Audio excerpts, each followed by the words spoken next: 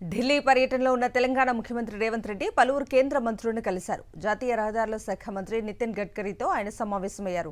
Regional ring road north పార్టుకు సంబంధించి 90% భూసేకరణ పూర్తయినందున పనుల ప్రారంభానికి ఆర్థిక కేబినెట్ అనుమతులు ఇప్పించాలని కేంద్ర మంత్రి గడ్కరీకి విన్నవించారు సీఎం రేవంత్ రెడ్డి.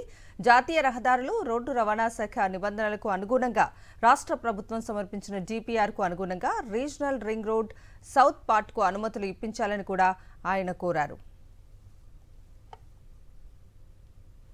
అలాగే రావిర్యాల, అమన్గల్, మన్నూరు రహదారిని 4 వరుసల గ్రీన్ ఫీల్డ్ రహదారిగా నిర్మించాలని విన్నవించారు.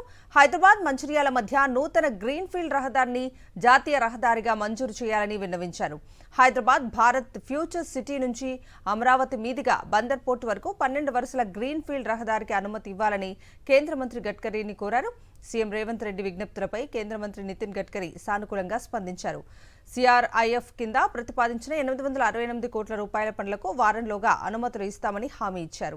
అలాగే బందర్ పోర్టుకు గ్రీన్ ఫీల్డ్ రహదారిపై ఈ నెల 22న హైదరాబాద్లో సంబంధిత అధికారులతో సమీక్ష నిర్వహిస్తామని తెలిపారు.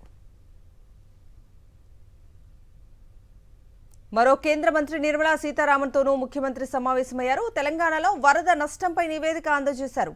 ఇంటిగ్రేటెడ్ స్కూల్స్కు నిధులు ఇవ్వాలని విన్నవించారు. నిధుల సమీకరణకు ఏర్పాటు చేసే ప్రత్యేక కార్పొరేషన్కు అనుమతి ఇవ్వడంతో పాటు ఎఫ్ఆర్బీఎం పరిమితుల నుంచి మినహాయింపు ఇవ్వాలని సీఎం రేవంత్ కోరారు. ఇందుకు కేంద్ర మంత్రి నిర్మలా సీతారామన్ సానుకూలంగా స్పందించినట్లు సమాచారం.